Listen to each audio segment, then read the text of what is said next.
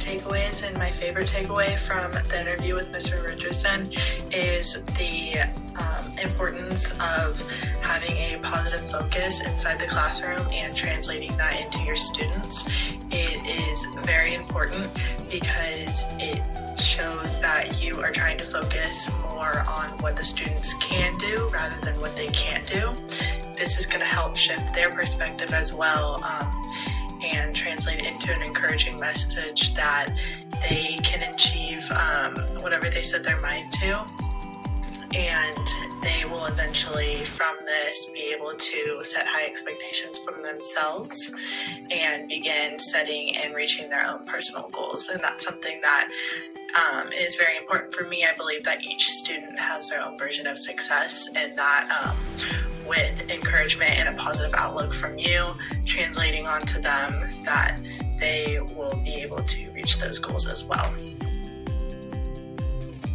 Another takeaway is the importance of using UDL. Even despite the emphasis on it now, teachers should be incorporating different paths and different ways of teaching concepts, because every student has different learning styles, and not every student is going to fall into the same category of how they learn a concept. Everyone has their own unique way, and sometimes learners may need just a little more, something slightly different in order to succeed. Mr. Richardson also placed big emphasis on collaboration. This means collaboration with students, with their parents, with coworkers, and especially with the community outside for this adult transition program that he's talking about. A lot of these students will not earn a diploma, so it's important for them to have a lot of project-based activities and get out in the community a lot so that they can start learning life skills and building those connections within the community, so that when they transition out of high school or these programs, they have a solid base of understanding. Similar to the last one of emphasis on collaboration, Mr. Richardson talked a lot about creating connections and opportunities for these students. And a lot of what he talked about is creating opportunities for them in the community.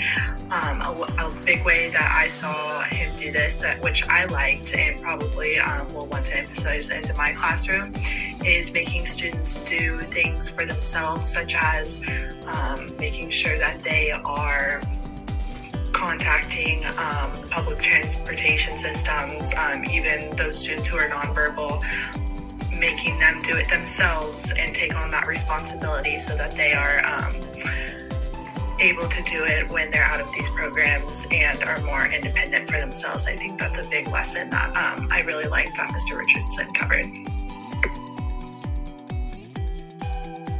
My last key takeaway from his interview was the importance of advocating for your students, both inside and outside of the classroom, beginning with just standing up and advocating for your students during their IEP meetings. That's a big one where you have, like we talked about in the beginning of the semester, all the people who come together to go over the students' reports and talk about their goals.